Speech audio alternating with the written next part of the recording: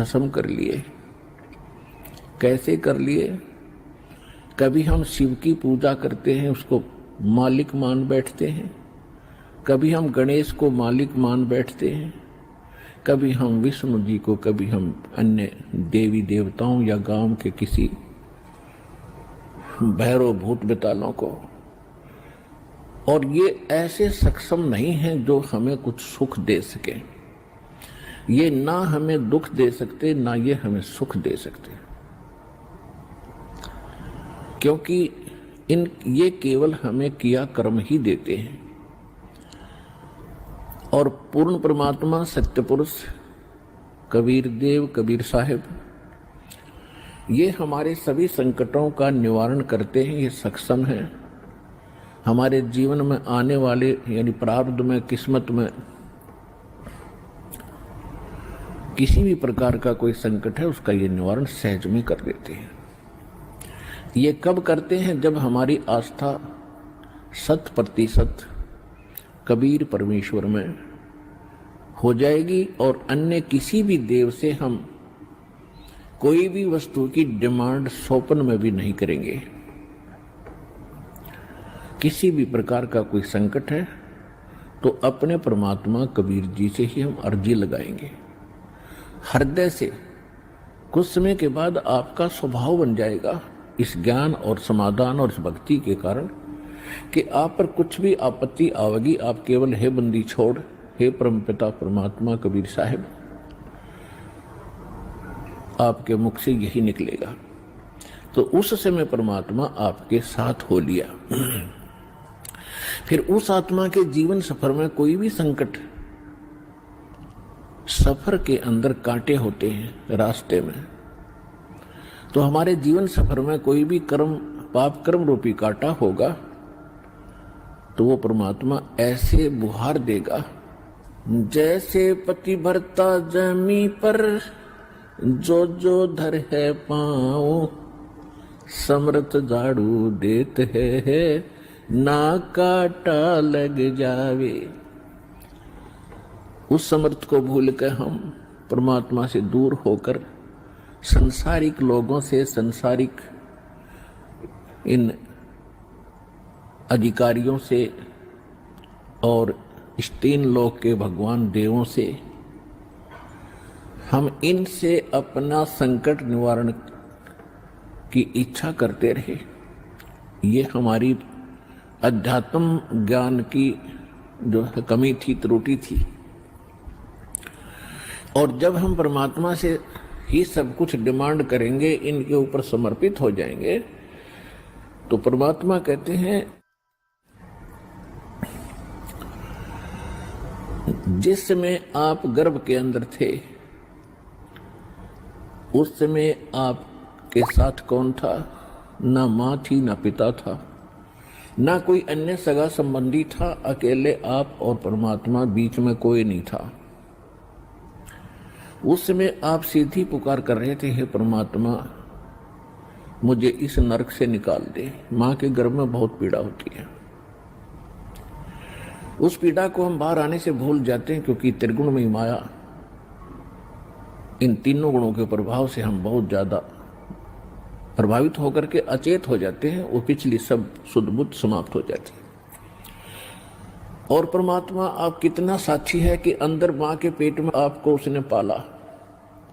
माँ के गर्भ से बाहर आने से पहले आपकी कैसी व्यवस्था कर दी, वो कितना चिंता करता है आपकी। दांत नहीं थे तो माँ के स्तन में दूध भेज दिया,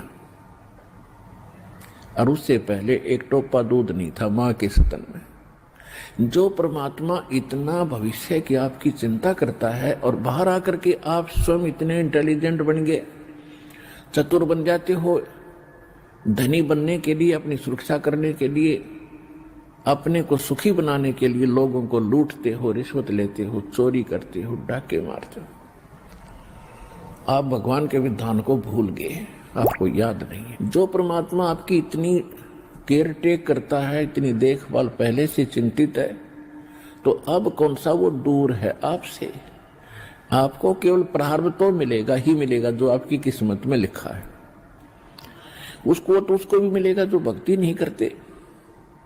लेकिन भक्ति करने का उद्देश्य मूल यही होता है, आत्म कल्याण हो और इस जीवन में हमारा कोई पाप कर्म हो, कोई कष्ट आना हो, उसका भी निवारण हो। तो उसका निवारण तो एक ही से हो सकता है, उस परम पिता परमात्मा पूर्ण ब्रह्म से। अन्य भगवान, अन्य ये देव वो संकट निवारण नहीं कर सकते। पाप के हमारे किस्मत में लिखे हुए कर्म को वो नहीं समाप्त कर सकते, वो भोगना ही पड़ता है। केवल कबीर देव, कबीर साहब ये हमारे इन पाप का नाश कर सकता है, हमारे जीवन को सुखी कर सकता है। तो क्या बताते हैं, उस समर्थ की रीझ छुपाई, अब कुल कुटुंब से राता, गर्भ के अंदर बचन भरे थे, कहाँ गई वो बात। अब देखो परमात्मा फिर आकर हमें सचेत करते हैं, क्योंकि काल ने तो हमारे ऊपर पर्दा डाल दिया, बुद्धि पर पत्थर गिर दिए। माँ के गर्भ से बाहर आते ही हम सब कुछ भूल गए, नए सिरे से पढ़ाई जाती है। ये तेरा चाचा, ये तेरी चाची, ये तेरी माँ, ये तेरे पिता, मामा, ये बुआ और कै ख गड़े, ये नए सिरे से पढ़ाई जाते हैं। हम इतने जो है अचेत हो जाते हैं और परमात्मा फिर आकर हमें फिर नए सिरे से याद दिलाते हैं कि उस समर्थ की रीझ छुपाई। उस समर्थ ने आपके ऊपर प्रसन्न होकर के आपकी प्रार्थना सुनी। रीझ माने खुश होकर के आप पर जो रहम किया, वो रीझ आपके ऊपर प्रसन्न हुए। उस समर्थ की रीझ छुपाई, वो भूल गया तो उस मालिक के उस रहम को। अब कुल कुटुंब तय राता, अब भूल गया ये तेरा बेटा या कोठी या कार, ये मेरा, ऐसे वैसे सारा दिन इसी भूल भुलैया में जीवन नाश कर रहा है। और गर्भ के अंदर बचन भरे थे, कहाँ गई वो बात। अब परमात्मा याद दिलाते हैं, अब कहाँ गई वो तेरी बात जब नुका था माँ के पेट में कि हे परमात्मा एक बार मुझे बाहर निकाल दे, कभी भी गलती नहीं करूँगा, आपकी याद गणी रखूँगा और आप पर पूरा विश्वास करूँगा। निर्वाह के लिए कार्य करते समय भी आपकी याद कभी नहीं भूलूंगा। और अब हम क्या करते हैं, केवल संसारिक इन कार्यों में सारा जीवन लगाते हैं। भगवान की याद तो कभी कोई चर्चा करता तभी आती है, ना तो स्वप्न में भी ना आती है हमारे को।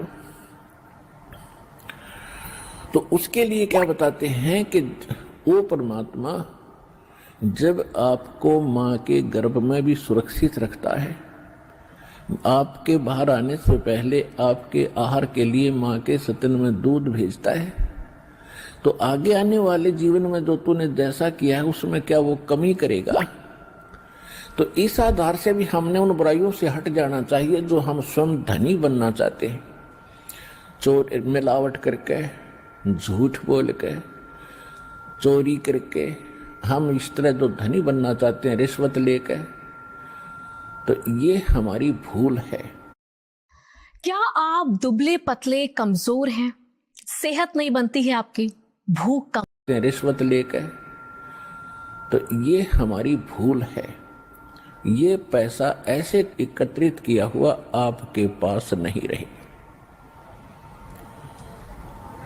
परमात्मा आप पर रहम करेगा और उसकी भक्ति सत्य करोगे तो जो प्रारब्ध है वो तो आपका मिलेगा, लेकिन उस प्रारब्ध के अंदर जो काटे हैं कर्म के वो नहीं दुख देंगे,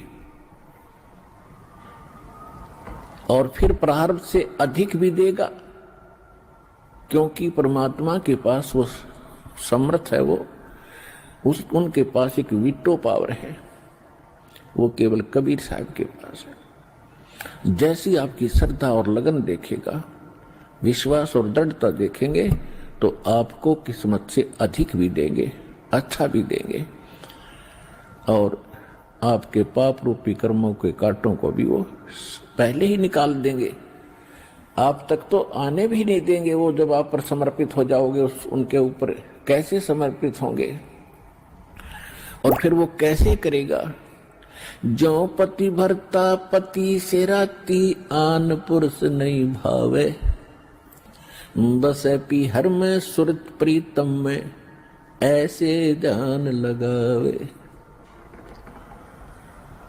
कि जैसे पतिव्रता अपने पति से ही लीन रहती है, आन पुरुष अन्य पुरुष नहीं भावे, उसके मन में स्वप्न में भी नहीं आता अन्य पुरुष के प्रति कोई भी कुविचार।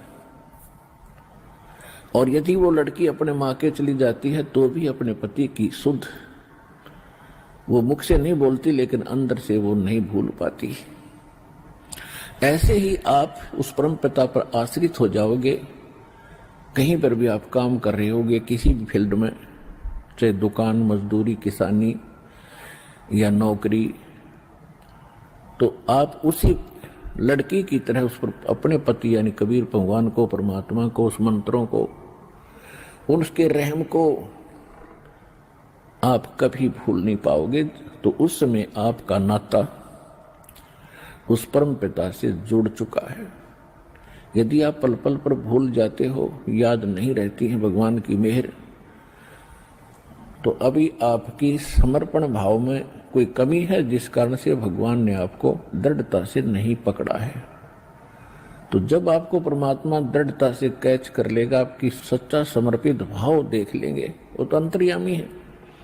तो उस समय कहा है कि जैसे पतिव्रता जमीन पर और जो जो धर है पांव, जितने कदम रखती है, समर्थ झाड़ू देत है, ना कांटा लग जाए।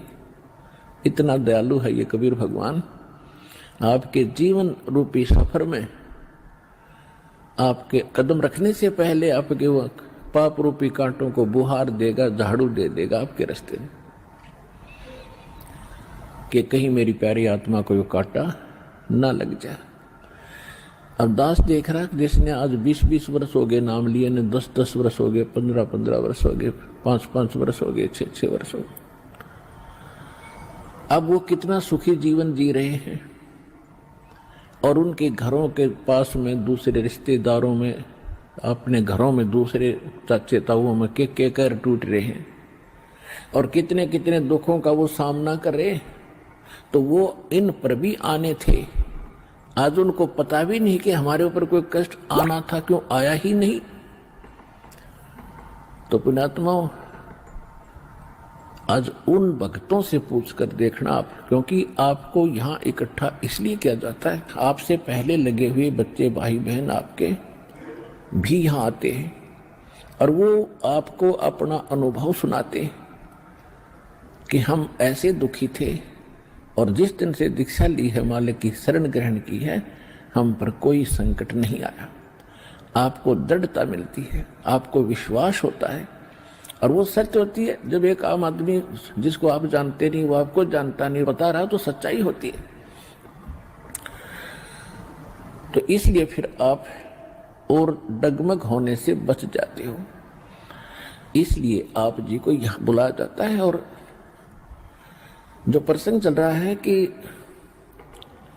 परमात्मा ने जो आपको, जब आप भगवान से जुड़ जाते हो तो आपको परमात्मा अपने कोटे से लाभ देना शुरू करेगा, और फिर आपको ऐसी विधि, साधनाएं, शास्त्र अनुकूल भक्ति विधि बताई जाती है